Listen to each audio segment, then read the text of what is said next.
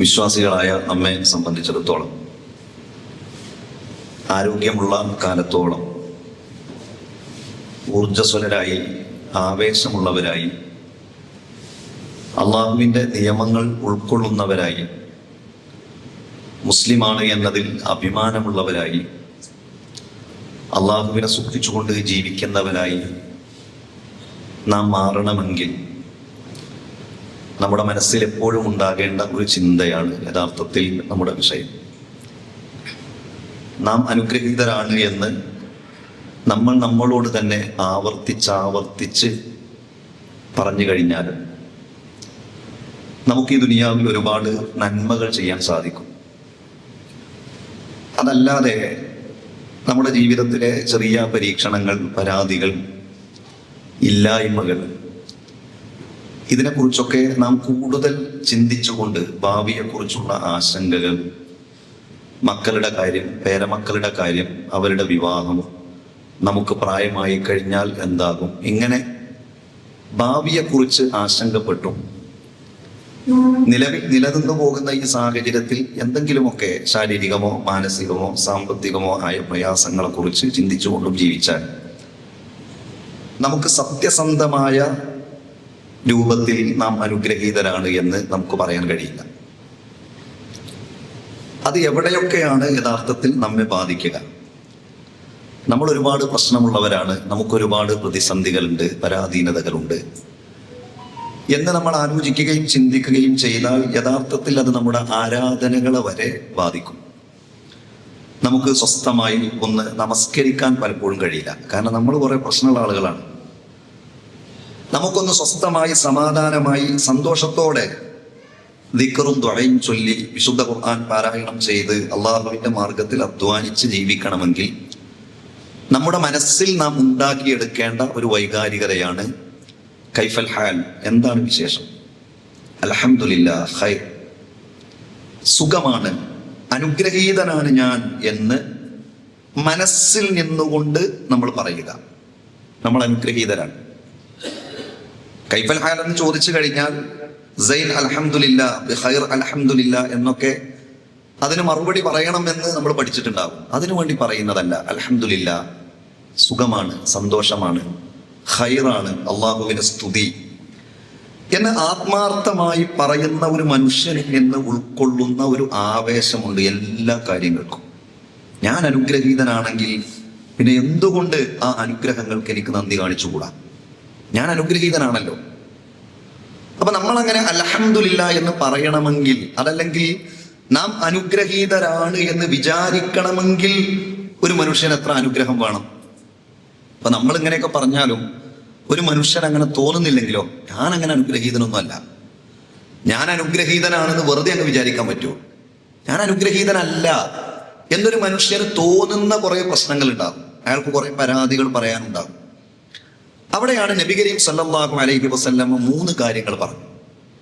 ആ 3 കാര്യങ്ങൾ നമ്മുടെ ജീവിതത്തിലുണ്ടോ, നിങ്ങളുടെ ജീവിതത്തിലുണ്ടോ എങ്കിൽ ആ മനുഷ്യൻ അനുഗ്രഹീതനാണ് എന്ന് മാത്രമല്ല, ആ മനുഷ്യൻ ഈ ദുനിയാവ് മുഴുവൻ കരസ്ഥമാക്കിയവനെ പോലെയാണ്. ഈ ദുനിയാവ് മുഴുവൻ കരസ്ഥമാക്കിയവനെ പോലെയാണ്.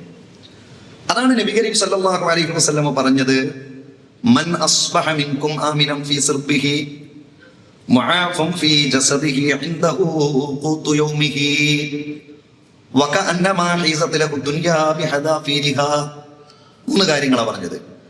മൻ അസ്ബഹ മിൻകും ആമിനൻ ഫീ സിർബിഹി, നമ്മുടെ കൂട്ടത്തിൽ ആരാണോ സുരക്ഷിതനായി നേരം വെളുക്കുമ്പോൾ തൻ്റെ വീട്ടിൽ സുരക്ഷിതനായി കിടന്നുറങ്ങി, നേരം വെളുത്തപ്പോൾ വലിയ പ്രയാസങ്ങളൊന്നുമില്ല, നാട്ടിൽ പ്രശ്നങ്ങളില്ല, കലഹങ്ങളില്ല, ഒന്നുമില്ല, രാത്രി ഉറങ്ങി നേരം വെളുത്തപ്പോൾ എഴുന്നേറ്റു, വലത്തേക്ക് നോക്കി, ഇടത്തോട്ട് നോക്കി, മുന്നോട്ട് നോക്കി, പിന്നോട്ട് നോക്കി, പ്രശ്നമൊന്നുമില്ല.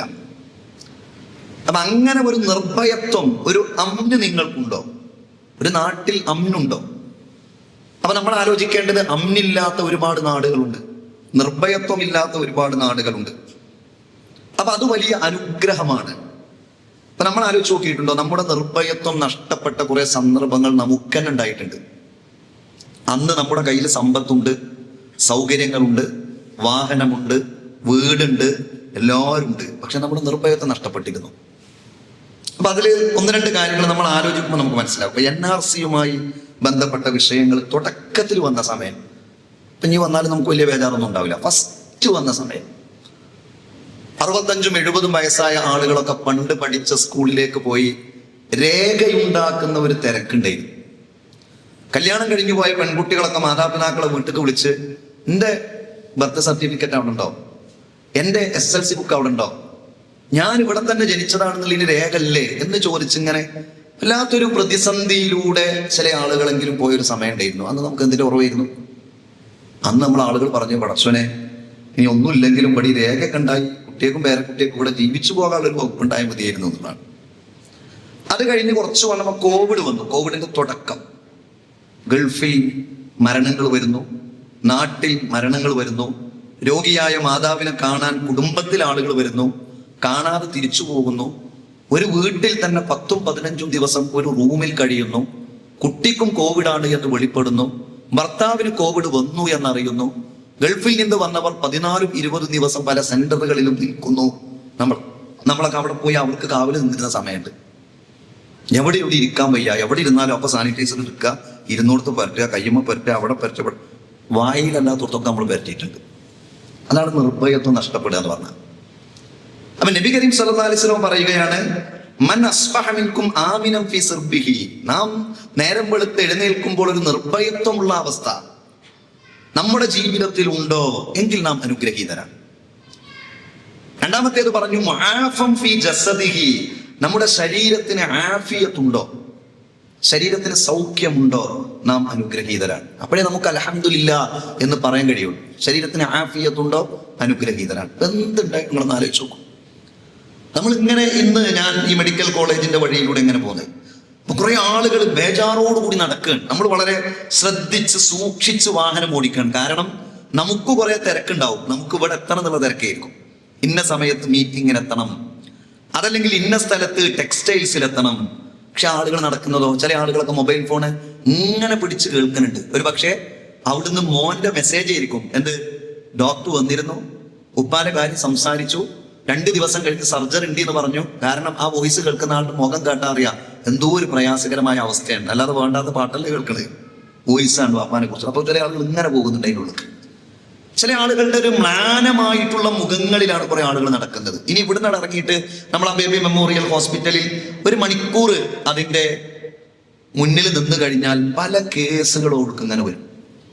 ഇന്ന് മലപ്പുറം മങ്കടയിൽ നിന്ന് 4 കുട്ടികൾക്ക് ഇടിയേറ്റ വാർത്ത ഇവിടെ ഇരുന്നപ്പോൾ ഞാൻ വായിച്ചു. എന്താണ് ആഫിയത്ത് എന്ന് പറഞ്ഞാൽ? നമ്മൾ ആലോചിച്ച് നോക്കിയിട്ടുണ്ടോ? കിഡ്നി നഷ്ടപ്പെട്ടുകൊണ്ടിരിക്കുന്ന ഒരു മനുഷ്യനെ കുറിച്ച് നമ്മളൊന്ന് ആലോചിച്ചു. ഒരു ദിവസം രാവിലെ പ്രശ്നമൊന്നുമില്ല, ബ്ലഡ് ടെസ്റ്റ് ചെയ്യാൻ വേണ്ടി പോയി. ഒരു കുഴപ്പമില്ല, ശരീരം കണ്ട ഒരു കുഴപ്പമില്ല, ഒരു പ്രശ്നമല്ല. മൂത്രമൊഴിച്ചപ്പോൾ എന്തോ ഒരു അസ്വാഭാവികത തോന്നിയതാണ്. കുഴപ്പമൊന്നുമില്ലല്ലോ, വെള്ളം കുടിക്കുന്നുണ്ട്, മൂത്രം ഒഴിക്കുന്നുണ്ട്, വേറെ വേദനയില്ല, പ്രശ്നമില്ല. എന്നാലും ഒന്ന് ടെസ്റ്റ് ചെയ്യാൻ വേണ്ടി പോയതാണ്. ടെസ്റ്റ് ചെയ്ത് കൈ കിട്ടിയപ്പോൾ ഇങ്ങനെ ഒരു ഭാഗം, ക്രിയാറ്റിൻ എന്ന ഭാഗം ഇങ്ങനെ ഒരു റെഡ് ഇങ്ങനെ കോളത്തിൽ വരച്ചു വെച്ചിട്ടുണ്ട്. അപ്പൊ നമ്മളിത് എന്താണ്, നമുക്കത് എന്താണെന്ന് അറിയില്ല. നമ്മൾ നേരെ ഡോക്ടറെ അടുത്ത് പോയി. ഡോക്ടർ ഇങ്ങനെ നോക്കിയിട്ട് കുറച്ചൊരു പ്രശ്നമുണ്ട് കേട്ടോ എന്ന് പറയുമ്പോഴേക്ക് നമ്മുടെ മനസ്സിലേക്ക് വരുന്ന ആശങ്ക എന്തായിരിക്കും? നമ്മൾ ഉടനെ അടുത്ത സ്ഥലത്ത് കൊല്ലം നമ്മുടെ മനസ്സിൽ പോയി. ഒരു പക്ഷെ അതിന്റെ മുൻപ് ചെറിയ ചെറിയ കാര്യത്തിന് ടെൻഷൻ ഉണ്ടാവും. എന്ത്, വീട് വന്ന് കയറ്റിയത് വേണ്ടത്ര ആയില്ല, സിറ്റ് ഔട്ട് വീതി പോരാ, ലിവിംഗ് റൂം കുറച്ചും കൂടി ഒന്ന് നീളം കൂട്ടേണ്ടിയിരുന്നു എന്നൊക്കെയുള്ള തോന്നലുകളൊക്കെ. പടച്ചോനെ ഇനി ലിവിംഗ് റൂം നീളം കൂടിയിട്ടാലും വേണ്ടിയില്ല, സിറ്റ് ഔട്ട് തന്നെ അല്ലെങ്കിലും വേണ്ടിയില്ല, പടച്ചോനെ വീട് തന്നെ പോയാലും വേണ്ടിയില്ല, കിഡ്നി പോയാൽ തിരിച്ചു കിട്ടുമോ? പ്രയാസല്ലേ? അപ്പോഴേ നമുക്കറിയാം ഇത്രയും കാലം നാം അള്ളാഹു നമുക്ക് നൽകിയ അനുഗ്രഹത്തെ കുറിച്ച്. അപ്പൊ ഡോക്ടർ ഇങ്ങനെ നിബന്ധനകൾ വെക്കും. നിങ്ങൾ പിന്നെ വെള്ളം കൂടുതൽ കുടിക്കണ്ട, ഒരു 600 മില്ലി വെള്ളം കുടിച്ചാൽ മതി. കുറച്ചും കൂടി കഴിയുമ്പോൾ പറയുന്നത് 2 ഗ്ലാസ് വെള്ളം കുടിച്ചാൽ മതി. നല്ല ചൂടുള്ള സമയത്ത് ഒരു ഉമ്മ, കുടുംബത്തിൽപ്പെട്ട ഒരു ഉമ്മ, അങ്ങനെ സങ്കല്പിച്ചോളൂ, ഞാൻ അത്ര അടുത്തുള്ള ആളാണ്. അവർ എന്നോട് സംസാരിച്ചിട്ടുണ്ട്. എനിക്ക് ഏറ്റവും കൂടുതൽ എൻ്റെ ഭർത്താവ് മരണപ്പെട്ടതിന് ശേഷം സങ്കടമുള്ളത് ഒരു കാര്യം ആലോചിക്കുമ്പോഴാണ്. അദ്ദേഹം പറഞ്ഞെന്താണെന്നറിയോ? ഞാൻ വീട്ടിൽ നിന്ന് വെള്ളം കൊടുക്കൂല, കാരണം വെള്ളം കൊടുത്ത് ഡയാലിസിസ് ചെയ്യാൻ വേണ്ടി പോയി കഴിഞ്ഞാൽ പിറ്റേ ദിവസം ഡോക്ടർ പറയുന്നത് ഭക്ഷണം ഇത്രയും കൊടുത്തോളൂ, പക്ഷെ വെള്ളം കൊടുക്കരുത് കേട്ടോ. കാരണം ഇത് അവിടെ ഇവിടെയൊക്കെ ഫിറ്റ് ചെയ്ത് വെക്കുമല്ലോ, ഇവിടെ ആദ്യം ഫിറ്റ് ചെയ്യും, ഇവിടെ ഫിറ്റ് ചെയ്യും. ഇതൊക്കെ പൊട്ടിക്കഴിഞ്ഞാൽ പിന്നെ സാമ്പത്തിക ചെലവാണ്, രോഗിയുടെ വേദനയുണ്ട്. അപ്പൊ അദ്ദേഹം എന്ത് ചെയ്യുന്നറിയോ, അയൽവാസികളുടെ വീട്ടിലേക്ക് പോയിട്ട് അവിടുന്ന് ചെറിയ ഐസിന്റെ കഷ്ണം വാങ്ങും ഒരു ഗ്ലാസ്സിൽ. എന്നിട്ട് ഭാര്യ കാണാതെ അത് പതുക്കെടുത്ത് വായയിലേക്ക് ഇടും. അപ്പൊ ഐസിന്റെ കഷ്ണമായുള്ള ഒരു പ്രത്യേകത, ഇത് കുറെ നേരം വായയിൽ നിൽക്കും, കുറച്ച് വെള്ളം ഉണ്ടാവുള്ളൂ. അപ്പൊ അതിങ്ങനെ ഇറക്കാം. ഇങ്ങനെ എത്ര ആളുകൾ. എന്ന് മാത്രല്ല, കുറച്ചും കൂടി കഴിഞ്ഞാല് കയ്യിൽ ഇത് ഫിറ്റ് ചെയ്തു, അല്ലെങ്കിൽ കഴുത്തിൽ ഫിറ്റ് ചെയ്തു. എന്നിട്ട് ഒരു മനുഷ്യൻ എങ്ങനെ എപ്പോഴും ഡയാലിസിസ് ചെയ്യേണ്ടി വരും, എപ്പോഴും ചെയ്യേണ്ടി വരും കേട്ടോ എന്ന് ഡോക്ടർ പറഞ്ഞു. എന്നിട്ട് അയാൾ ഇങ്ങനെ നടക്കുകയാണ്. ഒരു ദിവസം പോകുന്നു, ഡയാലിസിസ് ചെയ്യുന്നു. എത്ര പണമാണ് ചെലവഴിക്കുന്നത്, എത്ര പ്രയാസമാണ് ചെലവഴിക്കുന്നത്. മക്കളൊക്കെ ഒരു പക്ഷെ ആദ്യത്തെ ഒരു ആവേശം 2 കൊല്ലം കഴിഞ്ഞാൽ ഉണ്ടാവില്ല. തുടക്കത്തിൽ ഒരു ആവേശം ഉണ്ടാവും, അത് കാറിലാണ് ചിലപ്പോൾ കയറാൻ സ്ഥലം ഉണ്ടാവില്ല, രോഗി പുറത്തിരിക്കേണ്ടി വരും. പിന്നെ അത് എന്തെന്നെയല്ലേ, തിങ്കളാഴ്ച പോയി ക്ഷീണം, ചൊവ്വാഴ്ചയായി ഉഷാറായി, ബുധനാഴ്ച രാവിലെ പിന്നെയും പോകണം, വ്യാഴാഴ്ച ക്ഷീണം, വെള്ളിയാഴ്ച പിന്നെയും പോകണം, ഞായറാഴ്ചയാണ് വലിയ പ്രയാസം ഉണ്ടാകുക. കാരണം ഞായറാഴ്ച ചെയ്യേണ്ട ദിവസമാണ്. അപ്പൊ ഗവൺമെന്റിൽ ലീവ് ആയിരിക്കും. അപ്പൊ അവര് തിങ്കളാഴ്ച ആയി കിട്ടിയാൽ മതിയായിരുന്നു ചിന്തിക്കും. എന്താ, അത്രയും കാലം നമുക്ക് പടച്ചോനെ ഡയാലിസിസ് ചെയ്യേണ്ട ഒരു അവസ്ഥയെന്നില്ലേ. പക്ഷെ മനുഷ്യന്റെ ഒരു പ്രത്യേകത അതാണ്, രോഗം വന്നാൽ പിന്നെ അതിനോട് താതാത്മ്യപ്പെടും. അപ്പൊ ഇങ്ങനെയുള്ള മനുഷ്യർ, എത്രയോ മനുഷ്യർ നമ്മുടെ നാട്ടിലുണ്ട്. മാരകമായ വേദന അനുഭവിക്കുന്ന ആളുകളുണ്ട്. ഞാനൊരിക്കലും വീട്ടിൽ ചെന്നപ്പോ ആ വീടിങ്ങനെ വാതിലും ജനലൊക്കെ അടച്ചിട്ടുണ്ട്. അപ്പൊ മുട്ടി ആ റൂമൊക്കെ ചെന്നപ്പോ അദ്ദേഹം ഇങ്ങനെ കിടക്കുകയാണ്. അദ്ദേഹത്തിന്റെ ഭാര്യ ഒരു കമ്പെടുത്തിട്ട് കട്ടിൽ ഇങ്ങനെ അടിക്കുകയാണ്. അദ്ദേഹം ഇങ്ങനെ കിടക്കുന്നത്, ഇങ്ങനെ കിടക്കുക. അപ്പൊ എന്താ, നിസ്കരിക്കുകയാണ്. അപ്പൊ ഞാനിങ്ങനെ കുറച്ച് കഴിഞ്ഞപ്പോ അദ്ദേഹം എഴുന്നേറ്റിട്ട് കരഞ്ഞു. അപ്പൊ ഞാൻ ചോദിച്ചു എന്താണ്. അപ്പൊ അദ്ദേഹം പറയുന്നത് അറിയോ, ഈ മോർഫിന്റെ ഗുളിക 4 മണിക്കൂർ ഇടവിട്ട് കഴിക്കുമ്പോൾ നിസ്കാരത്തിൽ തെക്കുബീർ കെട്ടിയാൽ മയക്കത്തിലേക്കാണ് പോകും. അപ്പൊ ഭാര്യയോട് പറഞ്ഞതാണ്, ഞാൻ നിസ്കരിക്കുമ്പോൾ എന്തെങ്കിലും ശബ്ദം ഉണ്ടാക്കണം മയക്കത്തേക്ക് പോകാക്കാൻ. അതുകൊണ്ടാണ് ഭാര്യ കമ്പെടുത്ത് ഇങ്ങനെ അടിക്കണത്. എനിക്കൊന്ന് നിസ്കരിക്കാൻ കഴിയുന്നില്ലല്ലോ, എനിക്കൊന്ന് നമസ്കരിക്കാൻ കഴിയുന്നില്ലല്ലോ മയക്കത്തിലേക്ക് പോകാൻ കഴിയാതെ. എത്ര മനുഷ്യന്മാര്. അപ്പൊ നമ്മളൊന്ന് ആലോചിച്ച് നോക്കൂ നമ്മുടെ ആഫിയത്തിനെ കുറിച്ച്. എത്ര കോടികൾ നമ്മുടെ കയ്യിലുണ്ടെങ്കിലും നമ്മുടെ ശരീരത്തിലെ ഒരു അവയവത്തിനൊരു വേദന വന്നാൽ നമ്മൾ എന്ത് ചെയ്യും? കിടന്നുറങ്ങാൻ കഴിയുന്നില്ല. മാനസികമായ പ്രശ്നമുള്ള ആളുകൾ, ഡിപ്രഷനുള്ള ആളുകൾ, സമ്പത്തുണ്ടാകും, കിഡ്നി നഷ്ടപ്പെട്ട ആളുകൾ, ക്യാൻസർ ബാധിച്ച ആളുകൾ, ക്യാൻസറിന്റെ റിസൾട്ടിന് വേണ്ടി വെയിറ്റ് ചെയ്യുന്ന ആളുകൾ, റിസൾട്ട് അയച്ചു കൊടുത്തിട്ടുണ്ട്, ഒരാഴ്ച കഴിഞ്ഞിട്ടേ വരുള്ളൂ, ആളുകൾ മെലിഞ്ഞു പോകും ഒരാഴ്ച കൊണ്ട്. അപ്പോഴാണ് അതാണ് നബി കരീം സല്ലല്ലാഹു അലൈഹി വസല്ലം പറഞ്ഞത്. പ്രവാചകരോട് ചോദിച്ചില്ല, പ്രവാചകരെ ഞാൻ എന്തിനു വേണ്ടിയാണ് പ്രാർത്ഥിക്കേണ്ടത്? നീ ആഫിയത്തിന് വേണ്ടി പ്രാർത്ഥിച്ചു. അല്ലാഹുമ്മ ഇന്നി അസ്അലുക്കൽ അഫ്വ വൽ ആഫിയ ഫി ദുനിയ വൽ ആഖിറ. അല്ലാഹുവേ, ദുനിയാവിലും ആഖിറത്തിലും എനിക്ക് സൗഖ്യവും മാപ്പും നീ പ്രദാനം ചെയ്യണം റഹ്മാനെ എന്നത് നബി കരീം സല്ലല്ലാഹു അലൈഹി വസല്ലമ പ്രാർത്ഥിച്ച ഒരു പ്രാർത്ഥനയാണ്. അപ്പൊ ആഫിയത്ത് ചെറുപ്പക്കാരൊക്കെ മനസ്സിലാക്കണം. 25 വയസ്സ് 30 വയസ്സെന്നൊക്കെ പറഞ്ഞാൽ നല്ല പ്രായമാണ്. ഏതൊരു സമയത്ത് കിടന്നുറങ്ങുന്നുവോ അധ്വാനിച്ചുകൊണ്ട് കിടന്നുറങ്ങിക്കഴിഞ്ഞാൽ ഉടനെ ഉറങ്ങാനും, സുബഹിയുടെ അലാറം കേൾക്കുമ്പോൾ ഉടനെ ഉണരാനും കഴിയുന്ന, ഒന്ന് മുഖം കഴുകി കഴിഞ്ഞാൽ, ഒന്ന് വുദുവെടുത്ത് കഴിഞ്ഞാൽ എല്ലാ ക്ഷീണവും പോയി പള്ളിയിലേക്ക് പോയി സുബഹി ജമാഅത്തിന് പങ്കെടുക്കാൻ കഴിയുന്ന ഒരു കാലത്ത് അവഗണിച്ച് പ്രായമാകട്ടെ എന്ന് പറഞ്ഞ് മാറ്റിവെച്ച് കഴിഞ്ഞാൽ, അതിനിടയിൽ ഒരു രോഗം വന്ന് കിടക്കേണ്ടി വന്നാൽ, ഉറക്കമില്ലാതെ കിടക്കുമ്പോ പള്ളിയിൽ നിന്ന് അസ്സലാത്തു ഖൈറും മിനൻ നൗം, ഉറക്കത്തേക്കാൾ ഉത്തമം നമസ്കാരമാണ് കേട്ടോ എന്ന് പറയുമ്പോ കണ്ണിലൂടെ വെള്ളം ഇങ്ങനെ വരും. കാരണം എന്താ, നല്ല കാലം പാഴാക്കി കളഞ്ഞു. പാഴാക്കാത്ത ആളുകൾക്കോ വീട്ടിൽ നിന്ന് നിസ്കരിച്ചാലും പള്ളിയിൽ നിന്ന് നിസ്കരിക്കുന്ന കൂലിയാണ് നബി കരീം സല്ലല്ലാഹു അലൈഹി വസല്ലം പറഞ്ഞു. അപ്പൊ നമ്മുടെ ആഫിയത്ത്, നമ്മുടെ സൗഖ്യം, സ്ത്രീ ആണെങ്കിലും പുരുഷനാണെങ്കിലും പ്രായമുള്ളവരാണെങ്കിലും അല്ലാത്തവരാണെങ്കിലും അള്ളാഹു നൽകുന്ന ഒരു സൗഖ്യം. ഞാൻ നിങ്ങളോട് സംസാരിക്കുന്നു, എനിക്കൊരു പ്രയാസമല്ല, നിങ്ങൾ എന്റെ സംസാരം കേൾക്കുന്നു, വേദനയില്ല, പ്രയാസമില്ല, ടെസ്റ്റിന് കൊടുത്തത് കാത്തു നിൽക്കുന്നില്ല, നാളെ ഇന്ന ഹോസ്പിറ്റലിൽ പോയി വലിയ ഒരു ടെസ്റ്റിന് വിധേയമാകണമെന്ന ചിന്തയില്ല. അതാണ് ആഫിയത്ത് എന്ന് പറഞ്ഞ സൗഖ്യം, ഉള്ള ശരീരത്തിനൊരു സൗഖ്യം. അതാണ് നബി കരീം സല്ലല്ലാഹു അലൈഹി വസല്ലം പറഞ്ഞത്, മൻ അസ്ബഹ മിൻകും ആമിനൻ ഫീ സിർബിഹി മുആഫൻ ഫീ ജസദിഹി ഇൻദഹു ഖുദ്ദു യൗമിഹി. നബി കരീം സല്ലല്ലാഹു അലൈഹി വസല്ലം മൂന്നാമതായി പറയുന്നു, ഒരു ദിവസം കഴിക്കാനുള്ള ഭക്ഷണം നിങ്ങളുടെ അടുത്തുണ്ടോ എങ്കിൽ ഫകഅന്നമാ ഹീസത് ലഹു ദുനിയാ ബിഹദാഫിരിഹാ, ആ മനുഷ്യൻ ദുനിയാവ് മുഴുവൻ കരസ്ഥമാക്കിയവനെ പോലെയാണ് ഒരൊറ്റ ദിവസം കഴിക്കാനുള്ള ഭക്ഷണം. ഗസയിൽ അവിടെ ജുമാ ഖുതുബക്ക് വേണ്ടി എഴുന്നേറ്റ് നിന്ന ഇമാം പറയുകയാണ്, വിശപ്പ് കാരണം എനിക്ക് നിങ്ങളോട് ഖുതുബ നടത്താൻ കഴിയുന്നില്ല, വിശപ്പ് കാരണം എന്റെ ഖുതുബ കേൾക്കാനുള്ള മാനസികാവസ്ഥയിലല്ല നിങ്ങൾ, അതുകൊണ്ട് നമുക്ക് ഖുതുബ അവസാനിപ്പിക്കാം എന്ന് പറഞ്ഞ ഗസയിലെ ശബ്ദം നമ്മളെല്ലാവരും കേട്ടതാണ്. അവിടെയാണ് ഒരു ദിവസം കഴിക്കാനുള്ള ഭക്ഷണം, മറ്റൊരു ഹദീസിൽ ഒരു നേരം കഴിക്കാനുള്ള ഭക്ഷണം, ബാക്കി അല്ലാഹു നൽകും. അപ്പൊ ഭക്ഷണത്തിന്റെ വില എത്രയാണ്? അപ്പോൾ നമുക്ക് നിർഭയത്വമുള്ള ഒരവസ്ഥ, നമ്മുടെ ശരീരത്തിന് ആഫിയത്തുള്ള ഒരു സമയം, ഒരു നേരം കഴിക്കാനുള്ള ഭക്ഷണവും നമുക്കുണ്ടോ? എങ്കിൽ ആ മനുഷ്യൻ ഈ ദുനിയാവ് മുഴുവൻ കരസ്ഥമാക്കിയവനെ പോലെയാണ്. അവിടുന്നാണ് എന്താ വിശേഷം? നമ്മളോട് ചോദിക്കാം, എന്താ വിശേഷം? അൽഹംദുലില്ലാ. ആ അൽഹംദുലില്ലാ ഉള്ളുന്ന് വരും. അല്ലെങ്കിലോ പ്രയാസങ്ങളാ, ഇല്ലായ്മ, പിശാച് ഇങ്ങനെ കൊണ്ടുവരും. എന്ത്? 16 വയസ്സായില്ല പെൺകുട്ടിക്ക് 20 വയസ്സായി കെട്ടിക്കണല്ലേ. അപ്പൊ അയാൾ 4 കൊല്ലം ഭാവിയെ ആലോചിച്ച് ഡിപ്രഷൻ. ഭാവിയെ ഇത്രയും കാലം നന്നാക്കി തന്ന റബ്ബിന് നമ്മുടെ ഭാവി നന്നാക്കി തരാൻ കഴിയില്ലേ? അപ്പൊ നമുക്ക് പ്രതീക്ഷയല്ലേ വേണ്ടത്? അപ്പൊ നമ്മൾ അനുഗ്രഹീതരാണ് എന്ന ബോധ്യം വിശ്വാസികളെ സംബന്ധിച്ചിടത്തോളം ഉണ്ടോ, അപ്പോൾ അവർ സജീവരാകും. അതാണ് അതിന് പ്രത്യേകത. സജീവരാകും. ആരാധനകളിൽ സജീവത, വിശുദ്ധ ഖുർആൻ പാരായണത്തിൽ സജീവത, ജമാഅത്ത് നമസ്കാരങ്ങളിൽ സജീവത, ആദർശ പ്രബോധന രംഗത്ത് സജീവത. കാരണം ഈ ആരോഗ്യം നഷ്ടപ്പെട്ട് കഴിഞ്ഞാൽ നമ്മളില്ലെങ്കിലും ഇവിടെ എല്ലാം നടക്കും. നമ്മുടെ യൂണിറ്റിന്റെ മണ്ഡലത്തിന്റെ ഒരു സംഘടനയുടെ സെക്രട്ടറിയാണ് വിചാരിക്കുക. ഒരു ദിവസം മീറ്റിങ്ങിന് വന്നില്ല. മീറ്റിങ്ങിന് വരാത്തപ്പോൾ ആളുകൾ വിളിച്ചു വെക്കും, എവിടെ ഇന്ന ആള്? സുഖല്ല. അയാൾക്ക് സുഖല്ല, ഇതെങ്ങനെ നടക്കുക? അടുത്ത മീറ്റിങ്ങിന് അയാൾ വന്നില്ല, അയാളുടെ അയാൾക്ക് വീണ്ടും സുഖല്ല. അപ്പൊ അയാൾ ഇല്ലെങ്കിൽ എങ്ങനെ നടക്കുക എന്നതിന്റെ ശബ്ദം കുറച്ച് കുറയും. അടുത്ത മീറ്റിങ്ങിനും വന്നില്ല, എന്നാൽ നമുക്ക് പകരൊരാളാക്കാം. പകരാള് വന്നു, നമ്മളില്ലെങ്കിലും നടക്കും. പക്ഷെ നമ്മളുള്ള സമയത്ത് എന്ത് നടക്കുന്നില്ല. നമ്മുടെ ആരോഗ്യം എന്തിന് ചിലവഴിച്ചു? നമ്മൾ എന്ത് ചെയ്തു? ആരോഗ്യം എപ്പോഴും നഷ്ടപ്പെടാം. നമ്മൾ വെറുതെ ഇരുന്നാലും വെറുതെ ഇരുന്നിട്ടില്ലെങ്കിലും അത് നഷ്ടപ്പെടേണ്ട ഒരു കാലുണ്ട്. പിന്നെ നമുക്ക് യാത്ര ചെയ്യാൻ കഴിയില്ല, പിന്നെ നമുക്ക് വന്നിരിക്കാൻ കഴിയില്ല, പിന്നെ നമുക്ക് അള്ളാഹു ഇഷ്ടപ്പെടുന്നത് പോലെ ജീവിക്കാൻ കഴിയില്ല. അപ്പോ അതിനുള്ളിൽ നമ്മൾ അങ്ങനെ ജീവിച്ചാലും അത് വലിയ അനുഗ്രഹമാണ്.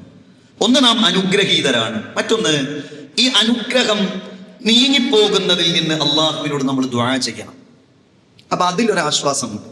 എന്താ ആശ്വാസം എന്ന് വെച്ചാൽ, പറച്ചോനെ, എന്റെ ജീവിതത്തിലെ ഇന്ന കാര്യങ്ങൾക്ക് വേണ്ടി നിരന്തരം ഞാൻ നിന്നോട് പ്രാർത്ഥിച്ചിരുന്നു. പക്ഷേ ഞാൻ ഒരിക്കലും ഇഷ്ടപ്പെടാത്തൊരു രോഗം എനിക്ക് വന്നു. ഞാൻ ഇത്രയും പ്രാർത്ഥിച്ചിട്ട് എനിക്ക് വന്നു. അപ്പോൾ റബ്ബേ അതിലൊരു ഖൈർ ഉണ്ടല്ലോ, സമാധാനാണ്.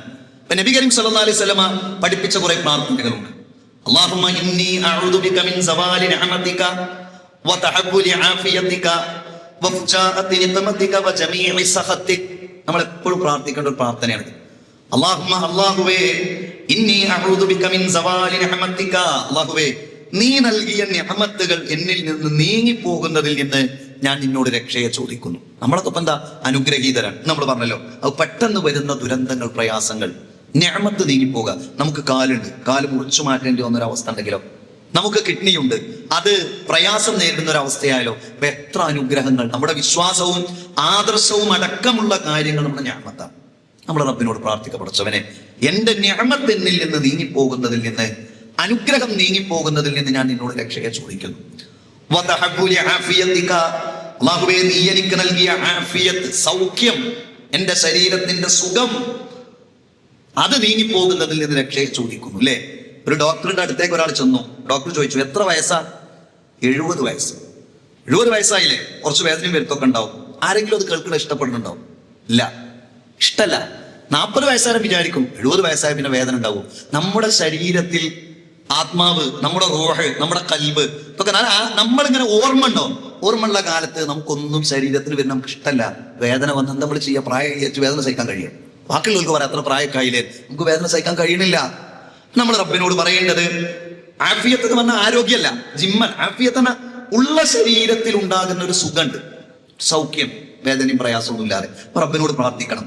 അല്ലാഹുമ്മ ഇന്നി അഊദു ബിക മിൻ സവാലി നിഅമതിക, അല്ലാഹുവേ, നീ നൽകിയ നിഅമത്തുകൾ എന്നിൽ നിന്ന് നീങ്ങിപ്പോകുന്നതിൽ നിന്ന് ഞാൻ നിന്നോട് രക്ഷയെ ചോദിക്കുന്നു. വതഹബ്ബുലി ആഫിയതിക, എന്റെ ആഫിയത്ത്, എന്റെ സൗഖ്യം നീങ്ങിപ്പോകുന്നതിൽ നിന്ന് ഞാൻ നിന്നോട് രക്ഷയെ ചോദിക്കുന്നു. വഫുജാഅതി നിഖമതിക, അല്ലാഹുവേ, പെട്ടെന്ന് എന്റെ ജീവിതത്തിലേക്ക് വരുന്ന ദുരിതങ്ങളിൽ നിന്ന് ഞാൻ രക്ഷയെ ചോദിക്കുന്നു. പെട്ടെന്ന്. അപ്പൊ അത് പ്രശ്നമാണോ? പെട്ടെന്ന് ഒരാള് വാഹനാപകടത്തിൽ മരിച്ചു, അല്ലെങ്കിൽ പെട്ടെന്ന് മിന്നലേറ്റ് മരിച്ചു, അല്ലെങ്കിൽ പെട്ടെന്ന് കെട്ടിടം വീണ് മരിച്ചു, അല്ലെങ്കിൽ പെട്ടെന്ന് വയറിന് രോഗം വന്ന് മരിച്ചു. അപ്പൊ ദുരന്താണോ? അല്ല. അപ്പൊ പെട്ടെന്ന് വരുന്നത് ദുരന്തമാണോ? അല്ല. പലപ്പോഴും ഷഹീദിന്റെ കൂലിയാണ്. നമ്മളിത് പറയുമ്പോൾ ചിന്തിക്കണം. അപ്പോ ഒരാള് തീപ്പൊള്ളലേറ്റ് മരിച്ചു, പെട്ടെന്ന്, ഒരു കുഴപ്പമില്ല, ഷഹീദിന്റെ കൂലിയാണ്, ദുരന്ത മരണമല്ല. ഒരാൾ കെട്ടിടം വീണ് മരിച്ചു, പെട്ടെന്ന്, ഒരു കുഴപ്പമില്ല, പെട്ടെന്ന് ജോലിക്ക് പോയാൽ മരിച്ചു, ദുരന്തമാണോ? അല്ല, ഷഹീദിന്റെ കൂലിയാണ്. ഒരാൾക്ക് വയറിന് പെട്ടെന്ന് രോഗം വന്ന് പെട്ടെന്ന് മരിച്ചു, ഷഹീദിന്റെ കൂലിയാണ്. ഇങ്ങനെ ഷഹീദുകളുടെ പ്രതിഫലത്തിനോട് ഒത്ത മരണങ്ങൾ പറഞ്ഞിട്ടുണ്ട്. എന്നാൽ നമ്മൾ ചോദിക്കണം എന്താ? നമുക്ക് ചിലപ്പോൾ സഹിക്കാൻ കഴിയില്ല. അപ്പൊ നമ്മളത് പ്രാർത്ഥിക്കണം. എന്ത്? അത് മോശമായതുകൊണ്ടല്ല. പടച്ചവനെ, പെട്ടെന്ന് വരുന്ന ദുരിതങ്ങളിൽ നിന്ന് ഞാൻ നിന്നോട് രക്ഷയെ ചോദിക്കുന്നു.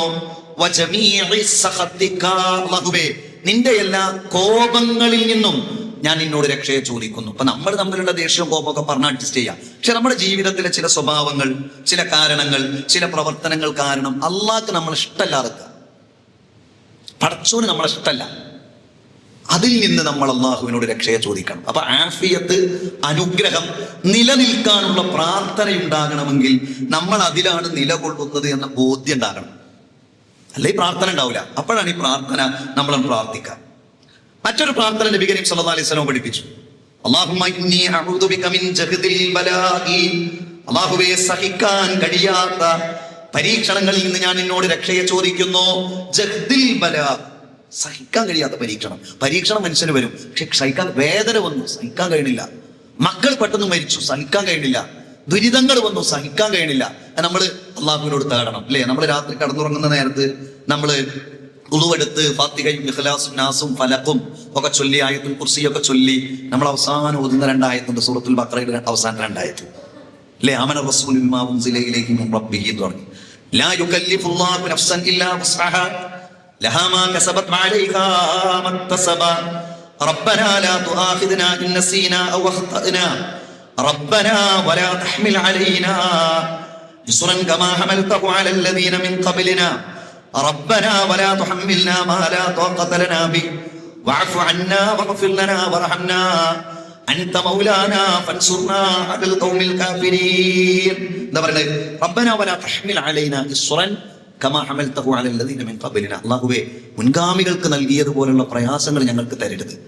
ربنا ولا تحملنا ما لا طاقة لنا به. പടച്ചവനെ, സഹിക്കാൻ കഴിയാത്ത, താങ്ങാൻ കഴിയാത്ത പ്രയാസങ്ങൾ ഞങ്ങൾക്ക് നീ തരരുത് റബ്ബേ എന്ന് പറഞ്ഞിട്ടാണ് നമ്മൾ കിടന്നുറങ്ങുന്നത്. അപ്പൊ ആ ബോധം, ഞാൻ അനുഗ്രഹിക്കണം പടച്ചോനെ, ഞാൻ കിടന്നുറങ്ങാണ്, അള്ളാഹു നേരം വെളുക്കുമ്പോഴേക്ക് ഞാൻ നീങ്ങരുത് റബ്ബേ. ആലോചിച്ചു, സ്ട്രോക്കായി കൊണ്ടുപോയി, ചലിക്കാൻ കഴിയുന്നില്ല, നമ്മുടെ പ്രാഥമിക ആവശ്യങ്ങൾ ചെയ്യാൻ കഴിയുന്നില്ല. അല്ലേ? ഒരു മനുഷ്യൻ ഇപ്പൊ ബാത്ത് അറ്റാച്ച്ഡ്, അല്ലേ, പിന്നെ റൂം എന്നൊക്കെ പറഞ്ഞാൽ നമ്മൾ ടോയ്ലറ്റ് എന്നൊക്കെ പറഞ്ഞു കഴിഞ്ഞാൽ വളരെ അടുത്താണ്. പക്ഷെ ഒരു മനുഷ്യൻ അനങ്ങാൻ കഴിയാതെ, ചലിക്കാൻ കഴിയാതെ ആ കട്ടിലിൽ നിന്ന് 2 സ്റ്റെപ്പ് വെച്ച് ആ ടോയ്ലറ്റിലേക്ക് പോയി പ്രാഥമിക ആവശ്യം കഴിഞ്ഞ് തിരിച്ചു വരുന്നത് വലിയ ഒരു സംഭവമാണ് എന്ന് തോന്നുന്ന മനുഷ്യന്മാരുണ്ട്. രോഗിയുടെ അടുത്ത് പോയി, എന്താ നിങ്ങളെ വിശേഷം? അൽഹംദുലില്ലാ, സുഖാണ്, ഞാൻ സ്വന്തമായിട്ട് ബാത്റൂമിൽ പോകലുണ്ട്. എന്താണ്? ഇത്രയും കാലം ഒരു രോഗമായിട്ട് നടന്നില്ല. അതൊരു അനുഗ്രഹമാണ്. മൂത്രം ശരിക്കും പോണുണ്ട്. ഓപ്പറേഷൻ കഴിഞ്ഞിട്ട് മൂത്രം പോണില്ല. അപ്പോ മൂത്രപ്പ ശരിക്കും പോകണ്ട, അൽഹംദുലില്ലാ. എന്തിപ്പോ സംഭവിച്ച്? എന്ന് ഇത്രയും കാലം 45-60 വയസ്സ് വരെ പോയ മൂത്രം പോകുന്നുണ്ട്, അൽഹംദുലില്ലാ. എങ്ങനെയുണ്ട്? വേദനക്ക് കുറവുണ്ട്, അൽഹംദുലില്ലാ. എങ്ങനെയുണ്ട് നിങ്ങൾക്ക്? എന്റെ കൈ ഇങ്ങനെ ഇത്ര ഉയർത്താൻ കഴിയുന്നുണ്ട്, ഇങ്ങനെ ഉയർത്തിയ കൈയാണ്, അൽഹംദുലില്ലാ. അപ്പൊ എത്ര അനുഗ്രഹമാണ് ഈ ശരീരത്തിൽ കിടക്കണം. റബ്ബിനോട് നമ്മൾ പ്രാർത്ഥിക്കണം. അല്ലാഹുമ്മ ഇന്നി അഊദു ബിക മിൻ ജഹദിൽ ബലാഇ. അല്ലാഹുവേ, സഹിക്കാൻ കഴിയാത്ത പരീക്ഷണങ്ങളിൽ നിന്ന് ഞാൻ നിന്നോട് രക്ഷയെ ചോദിക്കുന്നു. ദൗർഭാഗ്യങ്ങളിൽ നിന്ന് ഞാൻ നിന്നോട് രക്ഷയെ ചോദിക്കുന്നു. വസുഇൽ ഖലാഇ. പടച്ചവനെ, എന്റെ ജീവിതത്തിൽ എഴുതി വെച്ച ചില മോശം വിധികൾ, മോശം വിധി എന്ന് പറഞ്ഞാൽ അള്ളാഹ് എഴുതി വെച്ചത് ഖൈറിനാണ്. പക്ഷെ അങ്ങനെയുള്ള വിധികൾ, ആ വിധികളെ തട്ടിമാറ്റാൻ എന്തിനേ കഴിയുള്ളൂ? പ്രാർത്ഥനകൾക്കേ കഴിയുള്ളൂ. പ്രാർത്ഥനകൾക്ക് കഴിയും. അല്ലെ? അദ്ദുആഉ സിലാഹുൽ മുഅ്മിൻ. പ്രാർത്ഥന വിശ്വാസിയുടെ ആയുധമാണ്. പടച്ചോനെ, എന്തെങ്കിലുമൊക്കെ എന്റെ ജീവിതത്തിൽ റബ്ബേ, ഇങ്ങനെ ഇന്ന പ്രായത്തിൽ പടച്ചോനെ നീക്കണം റബ്ബേ എന്റെ ജീവിതത്തിൽ നിന്ന്. എന്റെ തകർച്ചയിൽ ശത്രുക്കൾ സന്തോഷിക്കുന്നതിൽ നിന്നും ഞാൻ നിന്നോട് രക്ഷയെ ചോദിക്കുന്നു. അപ്പൊ നമ്മൾ ഇങ്ങനെ ഉയർന്നു പോകുകയാണ്. അപ്പൊ റബ്ബിനോട് നമ്മൾ കാവലിനെ തേടണം. നമ്മുടെ തകർച്ച ആഗ്രഹിക്കുന്ന, അതിനുവേണ്ടി പ്ലാൻ ചെയ്യുന്ന ആളുകളുണ്ട്. വിശ്വാസിക്ക് എന്തേ രക്ഷയുള്ളൂ? അള്ളാഹിനോട് കാവലിനെ തേടുക. അപ്പോ ഞാൻ അനുഗ്രഹീതനാണ് എന്ന ബോധ്യം ഉണ്ടാകുമ്പോഴാണ് നമുക്ക് ഈ ബോധം ഉണ്ടാവും. അള്ളാഹു നമ്മെ അനുഗ്രഹിച്ചിട്ടുണ്ട് എന്ന് തോന്നിക്കഴിഞ്ഞാൽ നമ്മൾ ആ അനുഗ്രഹങ്ങൾക്ക് നമ്മൾ നന്ദി കാണിക്കണം. നമ്മൾ മാത്രം നന്ദി കാണിച്ചാൽ പോരാ, നമ്മൾ കുടുംബസമേതം നന്ദി കാണിക്കണം. നമ്മുടെ മക്കളോടൊക്കെ ശാന്തമായി പറഞ്ഞു കൊടുക്കണം, മക്കളെ നമ്മൾ അനുഗ്രഹീതരാണ് അല്ലേ. നല്ല സൗകര്യങ്ങളുള്ള മക്കൾ എന്താ സത്യത്തിൽ വിചാരിക്കുന്നത്? ഇങ്ങനെയൊക്കെ തന്നെയാണ് ജീവിതം. ഇങ്ങനെ നല്ല ചൂടുള്ള കാലാണ്, നേരെ കാറിൽ പോയി വണ്ടി സ്റ്റാർട്ട് ചെയ്തു, നമ്മൾ AC ഓണാക്കുന്നതിന് മുമ്പ് ഓണാക്കി കംപ്ലീറ്റ് തിരിച്ച്. അപ്പൊ എന്താ, ചൂടേൽക്കാൻ കഴിഞ്ഞില്ല. യാത്ര പോയി, ആവശ്യമുള്ള സാധനങ്ങളൊക്കെ പർച്ചേസ് ചെയ്തു, വീട്ടിലേക്ക് വന്നു, നല്ല ഭക്ഷണം കഴിച്ചു, ഹോട്ടലിൽ പോയി നല്ല ഫുഡ് കഴിച്ചു. ഇതൊക്കെ വാങ്ങിക്കൊടുക്കണ ബാപ്പ പറയണം, മക്കളെ ഇത് അനുഗ്രഹമാണ് കേട്ടോ, ഇത് അനുഗ്രഹമാണ്. അതാണ് നബി കരീം സല്ലല്ലാഹു അലൈഹി വസല്ലം പറഞ്ഞല്ലോ. ഒരു ദിവസം അല്ലാഹുവിന്റെ റസൂല് വീട്ടിൽ നിന്ന് ഇറങ്ങി. പ്രവാചകൻ സല്ലല്ലാഹു അലൈഹി വസല്ലം വീട്ടിൽ നിന്ന് ഇറങ്ങിയപ്പോ അവിടെ അബൂബക്കർ റളിയല്ലാഹു അൻഹു, ഉമർ ഇബ്നുൽ ഖത്താബ് റളിയല്ലാഹു അൻഹു. നബി ചോദിക്കാൻ, മാ അഖറജകുമാ മിൻ ബുയൂതികുമാ ഹാദിഹി സാഅ, ഈ സമയത്ത് അങ്ങനെ പറഞ്ഞത് രാത്രിയാണ്, ഈ ഒരു സമയത്ത് നിങ്ങളെ വീട്ടിൽ നിന്ന് പുറത്തിറക്കിയത് എന്താണ്? ഖാല, അവർ പറഞ്ഞു, അൽ ജൂഉ യാ റസൂലല്ലാഹ്. അബൂബക്കർ റളിയല്ലാഹു അൻഹു, ഉമർ റളിയല്ലാഹു അൻഹു, നബി വിശന്നിട്ട് കിടന്നുറങ്ങാൻ കഴിഞ്ഞില്ല, അതുകൊണ്ടാണ്. ഖാല നബി സല്ലല്ലാഹു അലൈഹി വസല്ലം പറഞ്ഞു, വ അനാ, ഞാനും, വല്ലദീ നഫ്സി ബിയദിഹി ലാ അഖറജനി അല്ലദീ അഖറജകുമാ, നിങ്ങൾ എന്തിനാണ് വീട്ടിൽ നിന്ന് പുറത്തിറങ്ങിയത്? എന്നാണ് ഞാനും വീട്ടിൽ നിന്ന് പുറത്തിറങ്ങിയത്, വിശന്നിട്ട് കിടന്നുറങ്ങാൻ കഴിഞ്ഞില്ലടാ. നിങ്ങൾ എഴുന്നേൽക്കുക. ഒരു അൻസാരിയായ സഹാബിയുടെ വീട്ടിൽ ചെന്നു. അദ്ദേഹം അവിടെ അല്ല, ഭാര്യ അന്വേഷിച്ചു, ഭർത്താവ് വന്നു, നല്ല ഒരു മൃഗത്തെ അറുത്തു, നബി കരീം സല്ലല്ലാഹു അലൈഹി വസല്ലം ഭക്ഷണം കൊടുത്തു, വെള്ളം കൊടുത്തു. നമ്മൾ ആലോചിക്കണ ഈ സംഗതി. ആ ഹദീസിലുണ്ട്, എന്റെ മുഖത്ത് നോക്കിയപ്പോൾ അതിന് അദ്ദേഹത്തിന് മനസ്സിലായി വിശപ്പാണ്. പാവപ്പെട്ടവന്റെ മുഖത്ത് നോക്കുമ്പോ ഇവൻ എന്തോ ഒരു പ്രശ്നം ഉണ്ട് എന്നുള്ള ഒരു വിശ്വാസിക്ക് മനസ്സിലാകണം. ഇയാൾക്ക് മനസ്സിലായി ഇതാണ് പ്രശ്നം, ഒരു ഭക്ഷണം കഴിക്കാൻ വന്നതാ, വിശന്നിട്ട് വന്നതാ. ഞാൻ ഭക്ഷണം കഴിച്ചു കഴിഞ്ഞ നബി പറഞ്ഞ, വല്ലദീ നഫ്സീ ബിയദിഹി, എന്റെ ആത്മാവാരുടെ കയ്യിലാണോ സത്യം, ലതുസ്അലുന്ന ഹാദൻ നഈം യൗമൽ ഖിയാമ, നാളെ പരലോകത്തെ അനുഗ്രഹത്തെ കുറിച്ച് അല്ലാഹു ചോദിക്കും. അഖറജകും മിൻ ബുയൂതികും അൽ ജൂഅ, നിങ്ങളെ വീട്ടിൽ നിന്ന് പുറത്തിറക്കിയത് വിശപ്പാണ്. അഖറജകും, നിങ്ങൾ ആലോചിക്കുക പ്രയോഗം, പുറത്തിറക്കിയത്, വിശന്നിട്ട് അവിടെ നിൽക്കാൻ വയ്യ, പുറത്തിറക്കിയത് എന്താ? വിശപ്പാണ്. ثم لم ترجعوا حتى أصابكم هذا النعيم ثم لم ترجعوا, പിന്നെ നിങ്ങൾ തിരിച്ചു പോകണം. അങ്ങനെയല്ല കേട്ടോ. എങ്ങനെ പോകുന്നത്? حتى أصابكم هذا النعيم, ഈ അനുഗ്രഹം കിട്ടിയിട്ടാണ് നിങ്ങൾ പോകുന്നത്. വിശന്ന് പുറത്തിറങ്ങി വിശക്കാതെ വീട്ടിലേക്ക് പോയി. ലതുസ്അലുന്ന ഹാദ النعيم, ഈ അനുഗ്രഹത്തെ കുറിച്ച് ഓർക്കും. അപ്പൊ നമ്മള് നമ്മുടെ മക്കളോടാണ് ഇത് പറഞ്ഞു കൊടുക്കേണ്ടത്, നമ്മുടെ മരുമക്കളോടാണ് പറഞ്ഞു കൊടുക്കേണ്ടത് അല്ലേ? മരുമക്കളോട് പറഞ്ഞു കൊടുക്കേണ്ടത്. 19 വയസ്സ് 20, 21 വയസ്സായ മകളെ വിവാഹം കഴിപ്പിച്ച് പറഞ്ഞയച്ചു. ഭർത്താവ് പറയുന്നു, 6000 രൂപ ഒരു മാസം കോസ്മെറ്റിക്സിന് വേണം, 5000 രൂപ ഒരു മാസം, 4 സ്റ്റാറ്റസ് എങ്കിലും അവൾക്ക് ഓരോ ആഴ്ചയും പുതിയത് ഇടണം. ഒന്നുകിൽ ഫുഡ് ഇടണം, അല്ലെങ്കിൽ ടൂർ ഇടണം. ആഴ്ചയിൽ ഓരോ സ്റ്റാറ്റസ് ഇടാൻ വേറെ ഒരു 5000 രൂപയും. അങ്ങനെ ടോട്ടൽ സ്റ്റാറ്റസിനും കോസ്മെറ്റിക്സിനും മാത്രം ഒരു 15000 രൂപ എനിക്ക് ചെലവാണ്. നമ്മുടെ പെൺകുട്ടികളെ കുറിച്ച് അവളെ വിവാഹം കഴിച്ച ഒരു ഭർത്താവ് പറഞ്ഞാൽ നമ്മൾ നമ്മുടെ മക്കൾക്ക് പല സംസ്കാരവും നൽകിയിട്ടില്ല എന്നതാണ് അതിന്റെ അർത്ഥം. അങ്ങനെ പറയുന്ന ചെറുപ്പക്കാർ ഇപ്പോൾ ഉണ്ട്. അതുകൊണ്ടാണ് ഞാൻ പറഞ്ഞത്, നമ്മൾ മക്കളെ ബോധ്യപ്പെടുത്തണം. ഒരു ഹോട്ടലിൽ കയറി നമുക്ക് വില ചോദിക്കുന്നത് എന്തിനാണ് നമ്മൾ മടിക്കുന്നത്? ഇത്ര എടുത്തു കഴിഞ്ഞാൽ ഇത് എത്ര ആളുകൾക്ക് കഴിക്കാം, എന്തിനാ മടിക്കുന്നത്? മക്കൾക്ക് നമ്മൾ വിളമ്പിക്കൊടുക്കും. ഒന്നാമത്തെ നിർദ്ദേശം, മക്കളെ ഒന്നും വേസ്റ്റ് ആക്കരുത്. അതുകൊണ്ട് ആവശ്യമുള്ളത് കഴിക്കുക, ആവശ്യമുള്ളത് എടുക്കുക. അത് പലപ്പോഴും ഇങ്ങനെ ഞാൻ അങ്ങനെയൊക്കെ വില ചോദിച്ച് അളവ് ചോദിച്ച് പറഞ്ഞ ഞാൻ എന്താ ഒരു പിശുക്കനാൻ തോന്നിക്കോട്ടെ, പക്ഷെ അള്ളാഹുവിന്റെ അനുഗ്രഹത്തെ കുറിച്ച് ഓർമ്മ വേണം. മക്കളോട് നമ്മൾ പറയണം, മക്കളെ നമ്മുടെ ഭക്ഷണം ഈ വീട്ടിൽ മുടങ്ങുന്നില്ല, നിങ്ങളുടെ പഠനം മുടങ്ങുന്നില്ല, നിങ്ങളുടെ സൗകര്യങ്ങളൊന്നും മുടങ്ങുന്നില്ല. അതുകൊണ്ട് തന്നെ നമ്മുടെ ഖുർആൻ പഠനവും മുടങ്ങാൻ പാടില്ല. ഒറ്റക്കല്ല, ഒന്നിച്ചിരുന്നിട്ട്. വലിയ സംഭവമാണിത്. മഗ്‌രിബിന് ശേഷം ബാപ്പയും കുട്ടികളൊന്നും ഒന്നിച്ചിരുന്ന് അമാനി മൗലവിയുടെ ആ തഫ്സീർ ഒന്ന് എടുത്ത് ഒരു ഭാഗത്ത് നിന്ന് ഓതിയാൽ നമുക്കത് തീർക്കാം. വർഷങ്ങൾ എടുത്താലും ഒരു കുടുംബം അത് തീർക്കും. അമാനി മൗലവി വാണിയമ്പലത്തെ അദ്ദേഹത്തിന്റെ വീട്ടിൽ ഒരു പലകയിലിരുന്ന് കയ്യിലൊരു പലക വെച്ച് അതിലൊരു പേപ്പർ വെച്ച് ഇങ്ങനെ എഴുതി പൂർത്തിയാക്കിയ നമ്മുടെ കേരളാനുദൂവത്തുൽ മുജാഹിദീൻ പുറത്തിറക്കുന്ന 8 വാള്യം ഖുർആൻ പരിഭാഷ, നെറ്റില്ലാത്ത, വാട്സപ്പ് ഇല്ലാത്ത, ഗൂഗിൾ ഇല്ലാത്ത, ചാറ്റ് GPT ഇല്ലാത്ത, ഗൂഗിളിൽ നിന്ന് തഫ്സീറുകൾ ഡൗൺലോഡ് ചെയ്തെടുക്കാൻ കഴിയാത്ത കാലത്ത് അദ്ദേഹം എഴുതി പൂർത്തിയാക്കിയ തഫ്സീർ. എങ്ങനെ? ഉറക്കം വരുമ്പോ ഉറക്കം വരാതിരിക്കാൻ കുറച്ച് വെള്ളം ബക്കറ്റിൽ എടുത്ത് അതിലേക്ക് കാലെടുത്ത് വെച്ചാൽ ഉറക്കം വരില്ലല്ലോ. പക്ഷെ ബക്കറ്റില്ല. അപ്പൊ മണ്ണിന്റെ ആ വീട്ടിൽ 2 കുഴി കുഴിച്ച് അതിൽ വെള്ളം ഒഴിച്ച് അതിലേക്ക് കാലിറക്കി വെച്ചോണ ഇങ്ങനെ എഴുതിണ്ടാക്കിയ തഫ്സീറാണ്. ആര് വായിക്കും? നമ്മുടെ കുടുംബം വായിക്കും. എന്താ കാരണം? അൽഹംദുലില്ലാ, നമ്മൾ അനുഗ്രഹീതരാണ് മക്കളെ, നമ്മൾ അനുഗ്രഹീതരാണ്. റമദാനിൽ വിശുദ്ധ ഖുർആൻ ഓതി തീർത്തു. സുബഹി നമസ്കാരം കഴിഞ്ഞ് ഒരു 25 ആയത്ത് വെച്ചുകൊണ്ട് ഡയലി ഓതി കഴിഞ്ഞാൽ അടുത്ത റമദാനിന്റെ മുൻപ് എത്ര വട്ടം ഖുർആൻ തീർക്കല്ലോ. ഒരു ഖൈറാണ്. അൽഹംദുലില്ലാ. പടച്ചോനെ, ഞാൻ റമദാനിന് ശേഷം ഖുർആൻ ഓതി തീർത്തു. അല്ലാഹുവേ, എന്റെ കുടുംബം വിശുദ്ധ ഖുർആൻ പഠിക്കുന്ന കുടുംബമാണ്. അല്ലാഹുവേ, എന്റെ കുടുംബം സുബഹി നമസ്കാരത്തിന് എഴുന്നേൽക്കുന്ന കുടുംബമാണ്. എന്റെ കുടുംബം ആഡംബരമില്ലാത്ത കുടുംബമാണ്. അള്ളാഹുവിനെ ഓർക്കുന്ന കുടുംബമാണ്. അപ്പോഴാണ് നമുക്ക് ആ അനുഗ്രഹങ്ങൾ പൂർണ്ണമായി നമ്മുടെ കുടുംബത്തിൽ നമുക്ക് ചേർക്കാൻ കഴിയുള്ളൂ. അപ്പോഴേ നമുക്ക് ഈ ദുനിയാവിൽ അള്ളാഹുവിന്റെ അനുഗ്രഹങ്ങളെ കൊണ്ട് നമ്മൾ സന്തോഷത്തോടുകൂടി കഴിയുന്നുണ്ട്. അല്ലെ? എത്ര ആളുകളുണ്ട് വെക്കേഷനായി അത്യാവശ്യം സാമ്പത്തിക സ്രോതസ്സുള്ളവരൊക്കെ ഒരു ചെറിയ ടൂറെങ്കിലും പോയി. കാരണം അതൊക്കെ നമ്മുടെ ഇപ്പൊ അടുത്തുണ്ടായതാണ്. കാരണം നമ്മൾ അനുഗ്രഹീതരായതുകൊണ്ടാണ്. അൽഹംദുലില്ലാ, നമുക്ക് പോകാം. ഈദുൽ ഫിത്ർ വന്നു, പുതിയ ഡ്രസ്സ് എടുത്തു. ഈദുൽ അദ്ഹ വരുന്നു, എങ്ങനെയെങ്കിലും നമ്മൾ ഡ്രസ്സ് എടുക്കുന്നു. അതിപ്പോ ഉണ്ടായതാണ്. പണ്ട് നമുക്ക് അതിന് കഴിയൂല. പാപ്പ മരണപ്പെട്ടു പോയി. പിന്നെ ഉച്ചക്ക് ചോറാണെങ്കിൽ രാത്രി കഞ്ഞി, അല്ലെങ്കിൽ ഉച്ചക്കും കഞ്ഞി രാത്രിയും കഞ്ഞി. ആ റേഷൻ പീടികയിൽ നിന്ന് കൊണ്ടുവരുന്ന അരി തിളപ്പിച്ചിട്ട് എല്ലാ മക്കൾക്കും ഇങ്ങനെ കൊടുത്തിട്ട് അവസാനം ഉമ്മ ഇങ്ങനെ തുണിയൊന്ന് മുറുക്കിയെടുത്തിട്ട് ആ തള്ളക്കൈകൊണ്ട് കണ്ട് കഴിക്കുന്ന കാലം കഴിഞ്ഞ് ഭക്ഷണത്തെ കുറിച്ച് നമ്മൾ ചിന്തിക്കാൻ വേണ്ട. അത്ര ഞാമത്ത് എവിടെ? കേരളത്തിൽ മാത്രം. അറബിയില്ല. UP, ബീഹാർ, ആസാം ഒക്കെ പോയി കഴിഞ്ഞാൽ നമുക്ക് കുറേ കഷ്ടപ്പെടുന്ന മനുഷ്യന്മാരെ കാണാം.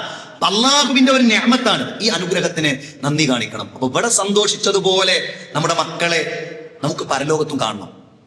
അതിനെന്ത് വേണം? കുടുംബസമേതം നന്നാകണം. ബാപ്പ വല്യപ്പയായി കഴിഞ്ഞാൽ പിന്നെ ഒന്നും തിരിയാത്ത ഒരാളാകരുത്. വിവാഹം നടന്നു. വിവാഹത്തിന്റെ തലേ ദിവസം പടക്കം പൊട്ടുന്നു, പൂത്തിരി കത്തുന്നു, കാതടപ്പിക്കുന്ന വലിയ ഗാനങ്ങളും പാട്ടുകളും പാടുന്നു. ബാപ്പ ഒന്നിനും കഴിയാതെ നിസ്സഹായനായി വീടിന്റെ ഒരു മൂലയിൽ കസേരയിലിരിക്കുന്നു. എന്താ കാരണം? മൂല്യങ്ങൾ മക്കൾക്ക് പകർന്നു നൽകാത്തത് കൊണ്ടാണ്. പിറ്റേ ദിവസം നാട്ടിൽ ഭയങ്കര ചർച്ച.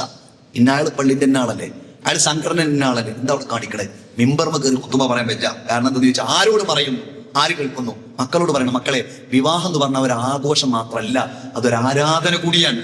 ബാറകല്ലാഹു ലക്കുമാ വബാറക അലൈക്കുമാ വജമഅ ബൈനകുമാ ഫീ ഖൈർ എന്ന് ആത്മാർത്ഥതയോടുകൂടി ചൊല്ലണമെന്ന് വിചാരിച്ചവനൊക്കെ നിക്കാഹ് കഴിഞ്ഞ് ഉടനെ അവിടുന്ന് വിട്ടു. കാരണം പിന്നെ നടക്കാൻ പറ്റില്ല. ഖത്തീബിനോടും പള്ളി കമ്മിറ്റിക്കാർ പറഞ്ഞു വിട്ടോളിട്ടോ, ഇവിടെ നിന്നാ പ്രശ്നം എന്നാ. പിന്നെ അതിൻ്റെ ഉള്ളിലൊരു ആറാട്ടാണ്. എന്തുകൊണ്ടാണെന്നറിയോ? മക്കളെ ഈ അനുഗ്രഹീതരാണെന്ന് ബോധ്യമില്ലാത്തത് കൊണ്ടാണ്. ആ മക്കൾക്ക് നമ്മൾ പച്ചയായ ജീവിതത്തിനപ്പുറം പല ആളുകളും വേറെ പലതും പഠിപ്പിച്ചു കൊടുത്തു. ജീവിതം എന്ന് പറഞ്ഞാൽ കാട്ടിക്കൂട്ടലാണ്. എന്താ അങ്ങനെ സ്റ്റാറ്റസ് ഇടുക? അങ്ങനെ നമ്മളൊരു ഒറിജിനൽ അല്ല, ഇങ്ങനെ ഒരു സ്വപ്നതുല്യമായ ജീവിതം നയിക്കുക. എന്നിട്ട് അതൊക്കെ ഞങ്ങളിങ്ങനെ ഒരു അടിച്ചുപൊളി ടീമാണെന്ന് വരുത്തിക്കുക. അപ്പൊ കുറേ സംഗതികൾ വന്നു. വിവാഹം വാർഷികം എന്ന് പറഞ്ഞുകൊണ്ട് ഓരോരുത്തർ അതിനൊരു സ്റ്റാറ്റസ്. പിന്നെ ഒരു വയസ്സ് കുട്ടിക്കായി കഴിഞ്ഞാൽ അതിന് വേറൊരു ആഘോഷം.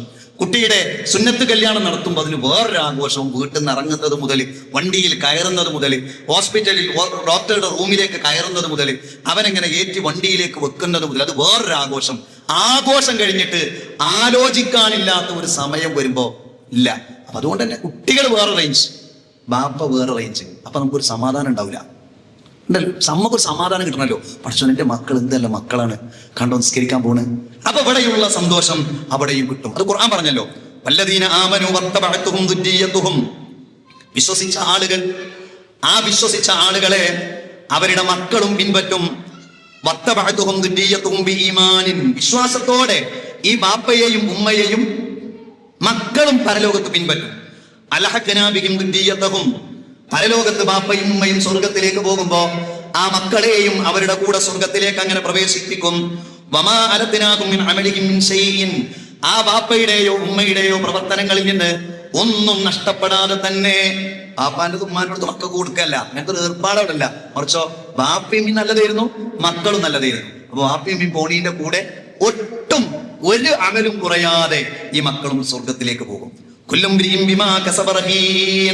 ഓരോരുത്തർക്കും അവർ അധ്വാനിച്ചത് പണയമായിട്ട് അവിടെ ഉണ്ട്. നാളെ പരലോകത്ത് അല്ലാഹു സുബ്ഹാനഹു വ തആല നൽകുമെന്നാണ് വിശുദ്ധ ഖുർആൻ സൂചിപ്പിക്കുന്നത്. സഹോദരന്മാരെ, നമ്മൾ അനുഗ്രഹീതരാണ് എന്ന ബോധ്യം ഉണ്ടായാൽ നമ്മൾ നമ്മയും നോക്കും, നമ്മുടെ മക്കളെയും നോക്കും.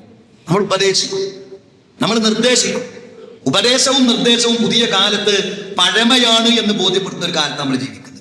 ഒരു സ്കൂളിൽ അധ്യാപകനായോ ഏറ്റവും നല്ല അധ്യാപകനാകണമെങ്കിൽ കുട്ടികൾ പോകുന്ന റൂട്ടിന് യെസ് കൊടുക്കണം. അത് വളരെ ഉഷാറായി, അത് അതിലേറെ ഉഷാറായി.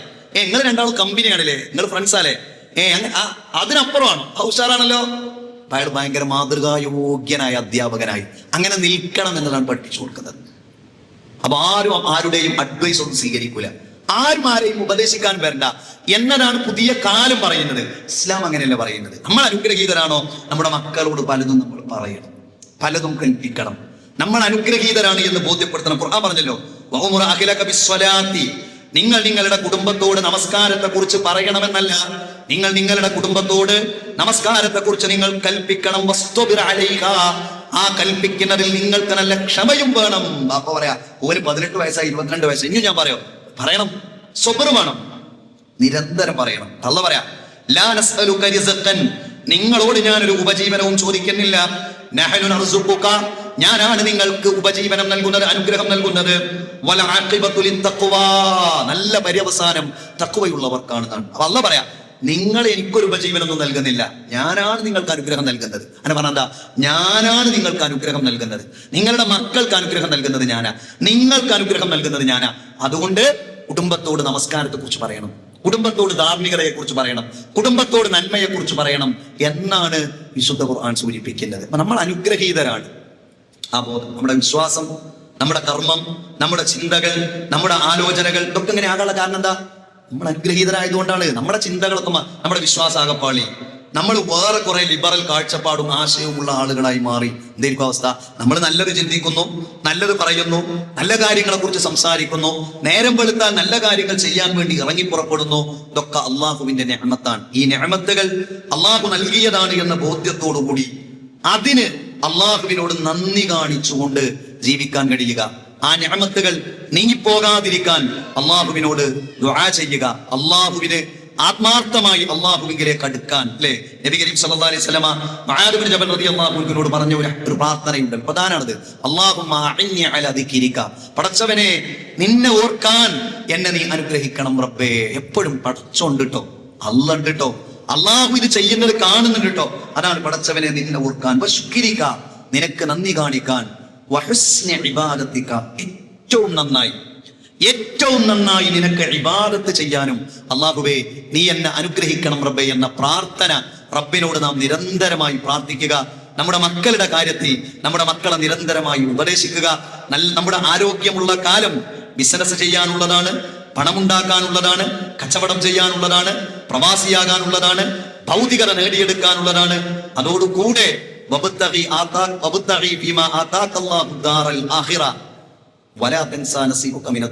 ഖുർആന്റെ പ്രയോഗമാണ്, നിനക്കെന്താണോ ലഭിച്ചത് അത് വെച്ചുകൊണ്ട് നീ ആഖിറത്തിന് വേണ്ടി നീ അധ്വാനിക്കണം.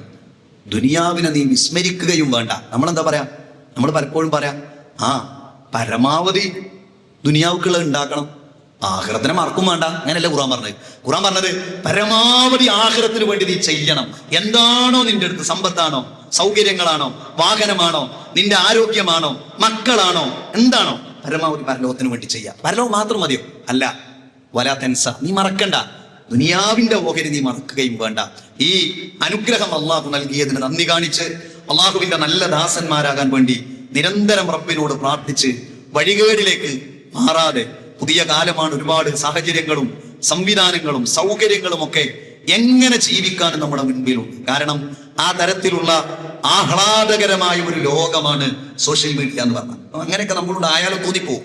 പക്ഷേ പിടിവിടാതെ ജീവിക്കാൻ, അള്ളാഹുവിന്റെ അനുഗ്രഹങ്ങളെ മറക്കാതെ, അള്ളാഹുവിൻ നീ നൽകിയതാണ് ഇത് എന്ന ബോധ്യത്തോടു കൂടി ജീവിക്കാൻ കഴിയണം. അഷ്കുറു അം അക്ഫുറു, അല്ലേ? അച്ഛനെ ഞാൻ നന്ദി കാണിക്കുകയാണോ, നന്ദികേട് കാണിക്കുകയാണോ എന്ന് പരീക്ഷിക്കാനാണ് നീ എനിക്ക് അനുഗ്രഹം നൽകിയത് എന്ന സുലൈമാൻ നബി അലൈഹിസ്സലാമയുടെ ശുദ്ധ ഖുർആനിലെ ഒരു വചനം നമുക്ക് കാണാൻ സാധിക്കും. അപ്പോൾ നമ്മൾ നന്ദി കാണിക്കുന്നുവോ നന്ദികേട് കാണിക്കുന്നുവോ, ഞാൻ അള്ളാഹുവിന് നന്ദി കാണിക്കുന്നു എന്ന ബോധ്യത്തോടെ പരമാവധി സത്വൃത്തരായി നല്ല മനുഷ്യരായി ജീവിക്കാൻ നമുക്ക് സാധിക്കണം. റഹ്മാനും റഹീമുമായ റബ്ബ് നമ്മെ അനുഗ്രഹിക്കുമാറാകട്ടെ. മനുഷ്യരെന്ന നിലക്ക് നമ്മുടെ ജീവിതത്തിൽ അറിഞ്ഞും അറിയാതെയും അബദ്ധവശാലും ഒക്കെ സംഭവിച്ചു പോയ പാപങ്ങൾ, തെറ്റുകുറ്റങ്ങൾ റഹ്മാനും റഹീമുമായ റബ്ബ് നമുക്ക് പുറത്തു മാപ്പാക്കി തരുമാറാകട്ടെ. അള്ളാഹുവേ, ഞങ്ങളുടെ കൂട്ടത്തിൽ നിന്ന് മരണപ്പെട്ടു പോയ, ഞങ്ങൾ ഒരുപാട് സ്നേഹിച്ചിരുന്ന, ഇഷ്ടപ്പെട്ടിരുന്ന ഞങ്ങളുടെ ഉമ്മയും ഉപ്പയും റഹ്മാനെ, അവരുടെ ഖബറിടം നീ വിശാലമാക്കണം റഹ്മാനെ. ഞങ്ങളുടെ മക്കൾ, ഞങ്ങളുടെ സഹോദരങ്ങൾ, ഞങ്ങളുടെ സുഹൃത്തുക്കൾ, മരണപ്പെട്ടു പോയ പണ്ഡിതന്മാർ, നേതാക്കന്മാർ, അള്ളാഹുവേ, അവരുടെ ഖബറിടം നീ വിശാലമാക്കണം റഹ്മാനെ. അവരെ ഞങ്ങളെയും നിന്റെ ജന്നാത്തുൽ ഫിർദൗസ് നീ ഒരുമിച്ച് കൂട്ടണം റഹ്മാനെ. അള്ളാഹുവേ, തിന്മയിലേക്ക് വഴുതി പോകാൻ ഒരുപാട് സാധ്യതകളും സാഹചര്യങ്ങളും സംവിധാനങ്ങളുമുള്ള ഈ ലോകത്ത് നന്മയിൽ ഈമാനോടുകൂടി നിന്റെ അനുഗ്രഹങ്ങളെ ഓർത്ത് പിടിച്ചു നിൽക്കാൻ ഞങ്ങളെ നീ അനുഗ്രഹിക്കണം റഹ്മാനെ. അള്ളാഹുവേ, ഞങ്ങൾ ഈ ഇരിക്കുന്ന ഈ സദസ്സ് അള്ളാഹുവേ, അത് സ്വാലിഹായ ഒരു അമലായി ഞങ്ങളിൽ നിന്ന് പരിഗണിക്കണം റഹ്മാനെ. അള്ളാഹുവേ, ഇതിന് ഞങ്ങൾക്ക് പ്രതിഫലം നീ നൽകണം റഹ്മാനെ. اللهم إنا نعوذ بك من زوال نعمتك وتحول عافيتك وفجاءة نقمتك وجميع سخطك. اللهم إنا نعوذ بك من جهد البلاء ودرك الشقاء وسوء القضاء وشماتة الأعداء.